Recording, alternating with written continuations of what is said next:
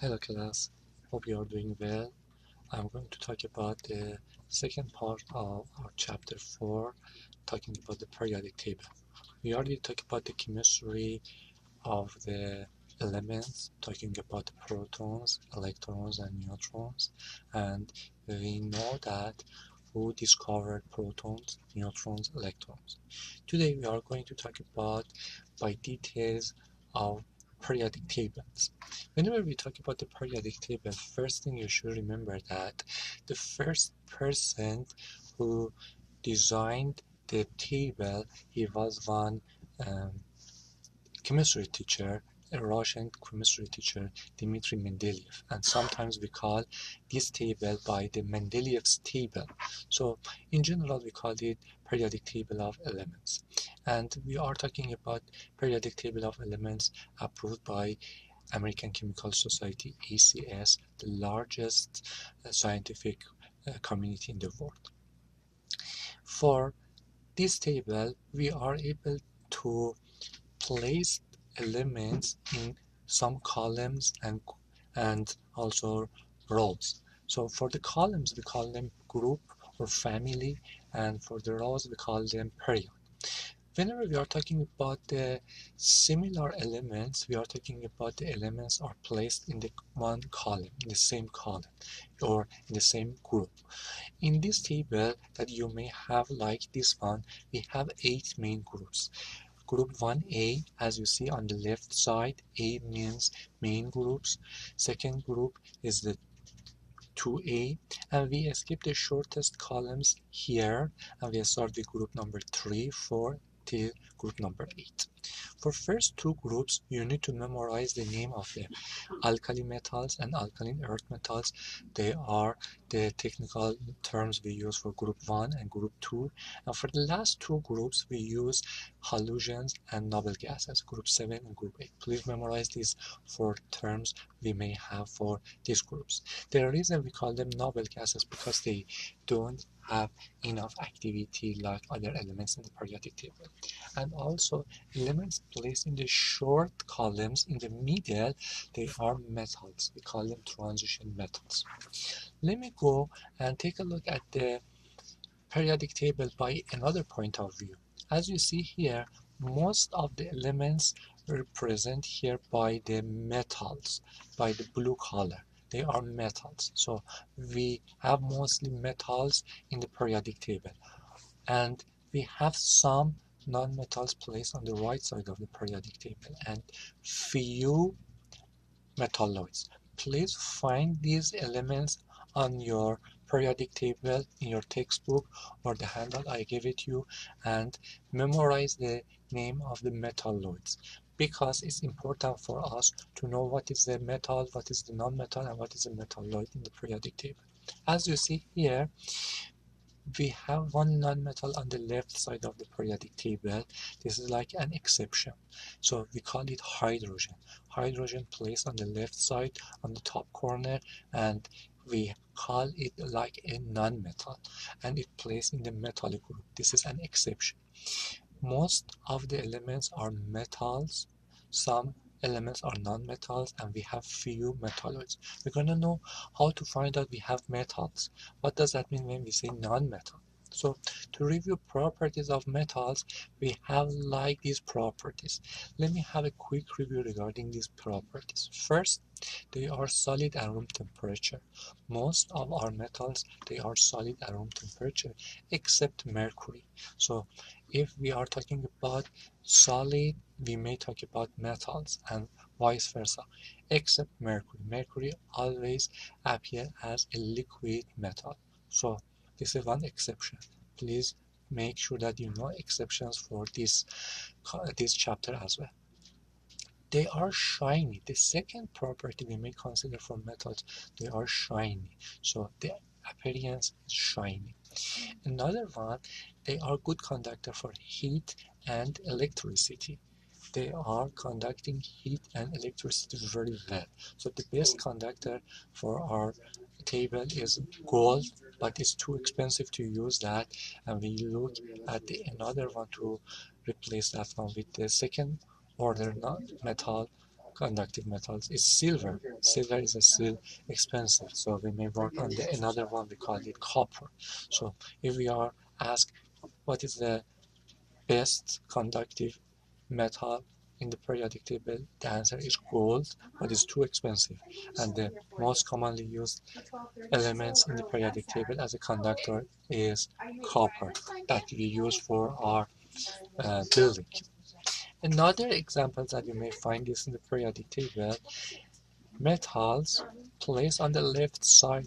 So if we are going to review 4 properties of metals, they are solid at room temperature except mercury, they are conductor of heat and electricity, they are shiny, and they are placed on the left side of the periodic table.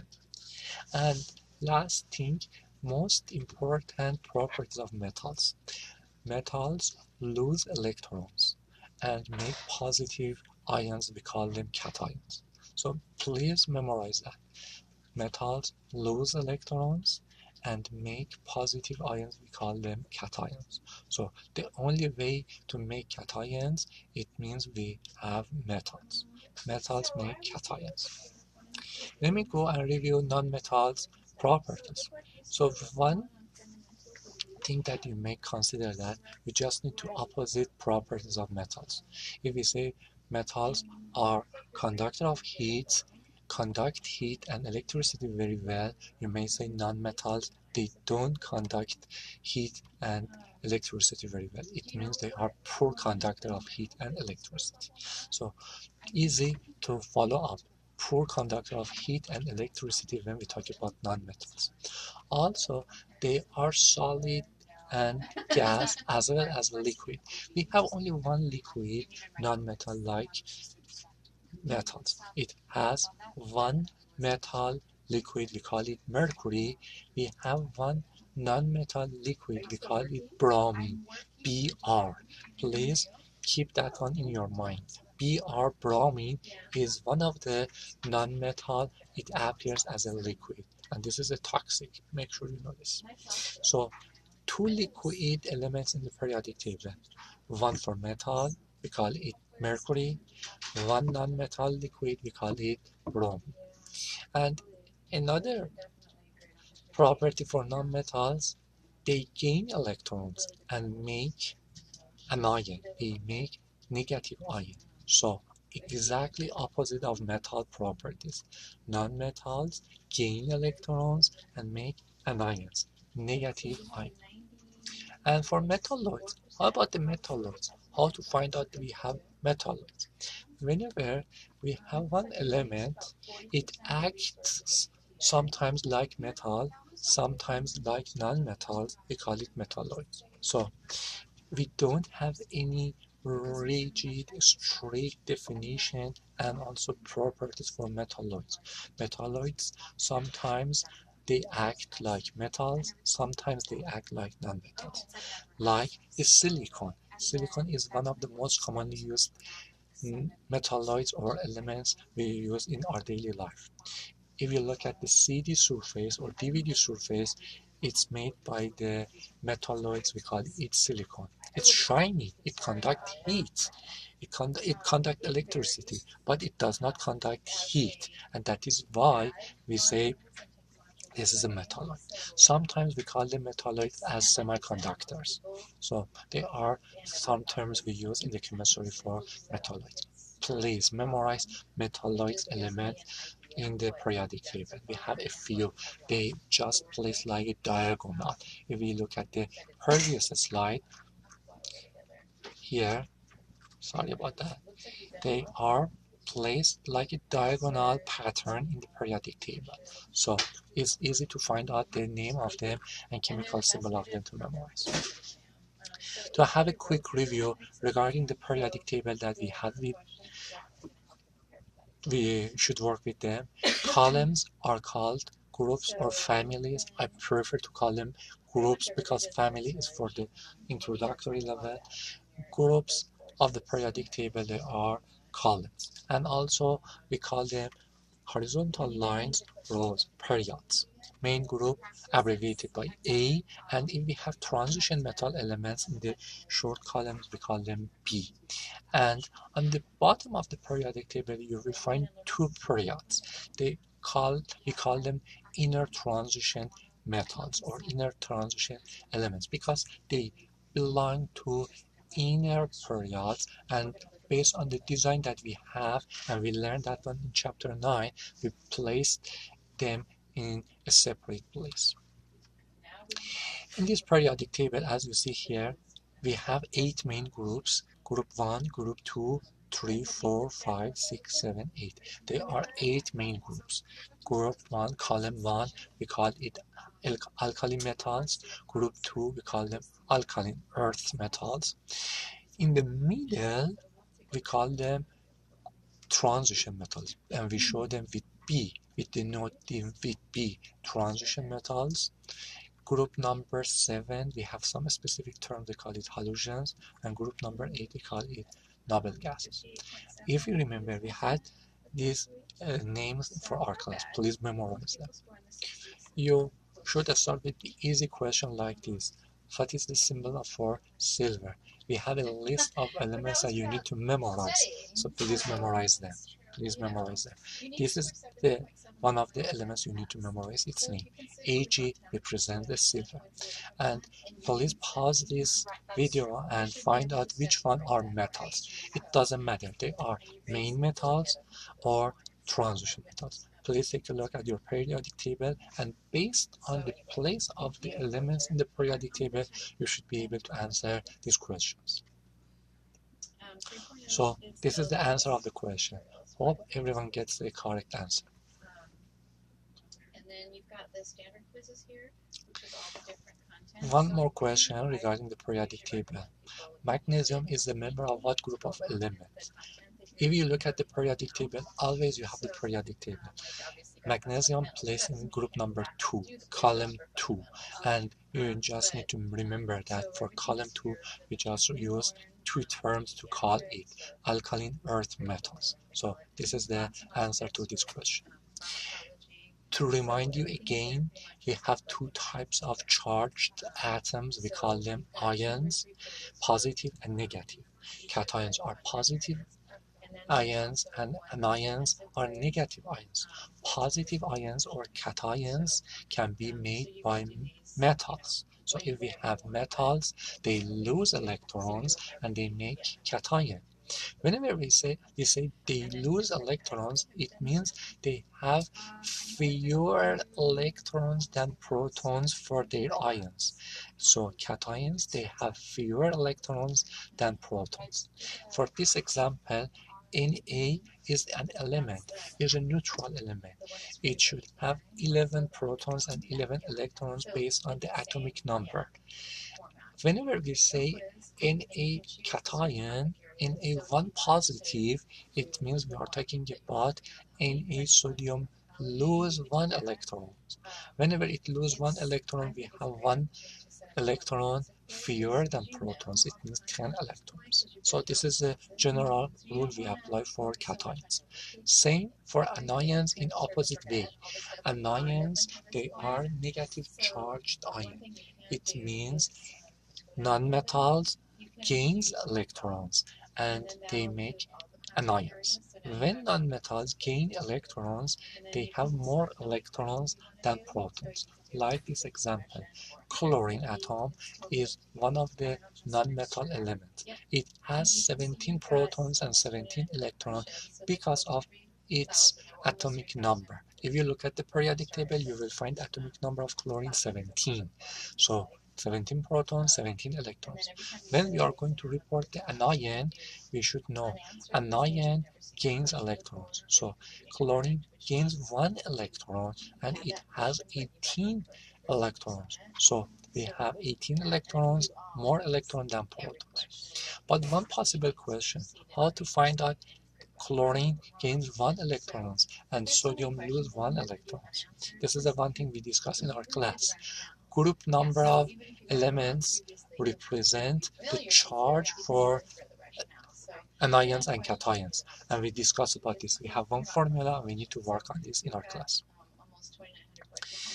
One thing I may ask you to pay attention at the last section of this chapter, we are going to talk about one type of elements. We call them isotopes. Isotopes in the technical terms, it means similar shape of elements. If we have one atom, like chlorine, then it has two different masses. One mass is 35 and another mass is 37 am. One element with two different weight, two different mass. We call it isotope, and we call them isotopes of that specific element like chlorine. So if we are going to find out how many types of chlorine atoms are available in our universe, based on the research, we find out we have two types of chlorine. One chlorine atom, it has 35 AMU mass. Another chlorine atom, it has 37 AMU mass. They both belong to chlorine atoms, so we call them isotopes. And we define isotope like this: different types of one element that they have different masses. So same element with different masses. One chlorine with two different masses. We call them isotopes of chlorine. Whenever we are going to look at the periodic table, we have average of these two types of chlorine as a mass. So in the periodic table, on the bottom of each symbol, you will find a number with decimal places, like 35.45. It means we could make an average for these two types of elements, these two types of isotopes of chlorine elements, and we report like this. How to make an average? To talk about average, we need to, let me talk about this. We need to talk about one formula. The formula, it's easy to memorize. Multiplication of mass times abundance. It means this is the information we need to know for each elements, each isotopes. Look at this example. What is the atomic mass of chlorine if we have two types of chlorine? One type of chlorine is chlorine 35 with this mass, and another is chlorine 37 with this mass. I told you, you just need to know how to calculate the average. For the average, you just need to multiply mass by abundance and add to each other. For the first one, the mass of our isotope is 34.97. We multiply by its abundance plus mass of the second isotope, we multiply by its abundance. We just need to add these two numbers. At the end, we will find, based on scientific rules, this number. And this is the number reported in the periodic table for chlorine atoms. So for chlorine atoms, you just need to have this information and calculate that. Average atomic mass, it has this formula: mass of the first isotope times its abundance plus mass of the second isotope times its abundance. If we have more, same scenario should be repeated. And let me back to the previous slide. Just remember that the mass number, it gives you number of neutrons and protons, and this is the one thing: the isotopes have different subatomic particles only for the neutrons, so isotopes, they are different types of one element with different masses. It means they have different number of neutrons because the proton always is same because of the atomic number. This is the one example I may ask you to work on this for our class. As extra practice, I may ask you to work on this example and pause this video and see are you able to get the correct answer for this one or not. It says, what is the atomic mass of silver in the periodic table if we know these two information for its isotopes. One isotope has this mass, another isotope has another mass. If we know first isotope by this abundance and second isotope by this abundance, what is the average atomic mass?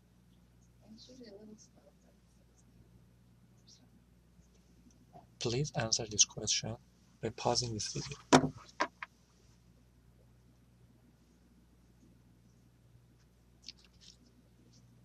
As you see here, you just need to multiply mass for the first isotope by its abundance plus mass of the second isotope by its abundance. Whenever you add these numbers, you will find this final answer. And again, whenever we are going to follow up with this, we just need to remember that what is the sig-fig rules and pay attention to the sig-fig rules. We discuss about this in our class later by more practice. Thank you everyone for watching this video and hope you are able to answer all questions for your homework assignment as well. If you have any question, ask me in our class, like always. Thank you guys.